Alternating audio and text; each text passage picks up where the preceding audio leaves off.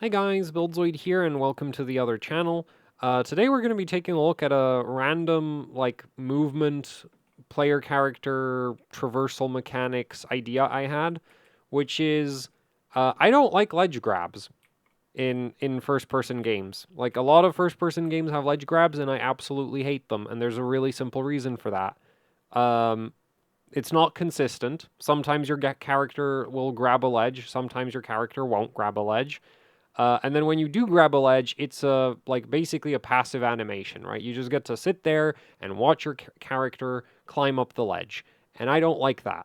I generally prefer more the more interactive the game is, the better. That's like one of the reasons I really love the reload mechanic in, say, Cruelty Squad, is that you're actually trying, you have something to do. It's not just watching a reload animation.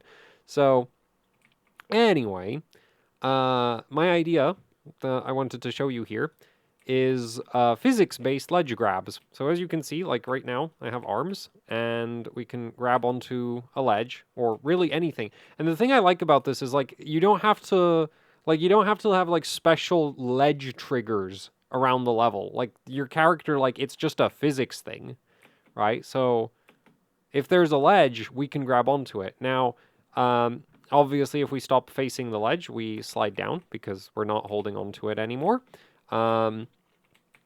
And so with this, we can crawl along this narrow path right here. Though I didn't lay this out perfectly, so you can actually just shuffle along it awkwardly with the face of the character. So if we just do this, and we have to go this way, because if we turn, we have width. The character actually has shoulders, so you can't, if you're gonna inch along the side of a wall, you're gonna be inching along it with your back to the wall or your front to the wall, because you know humans are wider than they are thick, generally speaking.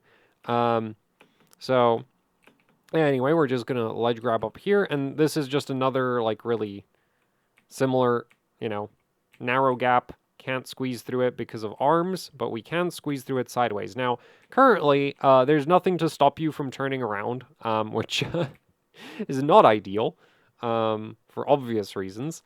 But yeah, that would basically just be a matter of putting some kind of probably a raycast to check if the player has enough space to turn around them.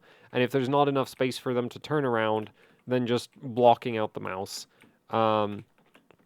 Blocking out the rotation inputs from the mouse, right? The horizontal inputs, at least. Anyway, here we have another narrow ledge. Yeah, so that's it. It's just you can use some cleverly placed colliders on your player model to give you entirely physics-based sort of traversal mechanics that I think are pretty neat.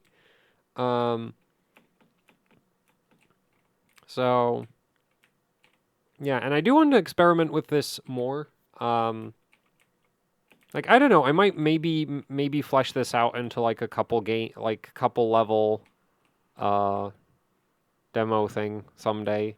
I might actually also just carry on this idea into future games, because I don't see how, if it's an optional mechanic where it's there's items that negate the mechanic, then it's this isn't that awkward, and it makes for interesting choices potentially in terms of how you choose to load out your character. It's well, and I'm kind of thinking in an FPS game context, it could be oh, if you're carrying your gun, you can't, crawl along ledges like this. You need to put the gun away, and then you can crawl along the ledge. So obviously that would be for a slower, stealth shooter type deal rather than something super action packed. Because obviously putting your gun away to crawl along a wall, not ideal. If you need to shoot enemies, but yeah. Anyway, I also wanted to show you how this actually looks in Godot. Also, for some reason, okay, the debugging process stopped. Anyway, so here you can see the setup. So we have shoulders. So this is the collider that makes sure that if the character turns too far away from the ledge, this is what knocks them off, is the shoulder collider over here. Actually, that might not even be necessary with the new configuration because we have these shoulder blades now. Like these are the resting arms, right? So this is why we like don't fit into narrow gaps unless we go sideways. And this is also the reason, because of the slope that it has, that if, you know, you don't try to grab a ledge, like you'll just slide down the side of it. You'll fall off the side of it. So yeah, this is like super simple to set up. And then as far as the programming goes, it's literally just like triggering the colliders on demand, right? And also some visibility stuff going on. So yeah, and I just think this is super neat. Because yeah, like to me, this just solves the whole ledge grab problem because now it's completely physics based, right? So if you're playing a game with this kind of ledge grab system where it's just a collider in front of the player character, then you eventually learn where that collider is, and anytime you see a ledge, you can judge pretty accurately if you're going to be able to grab that ledge or not, because like, hey, I see a piece of geometry jutting out, and as long as that geometry has collisions and you can hook that collider on it, you can grab onto it, right? Which is so much better than jumping at things and hoping your character grabs them. So yeah.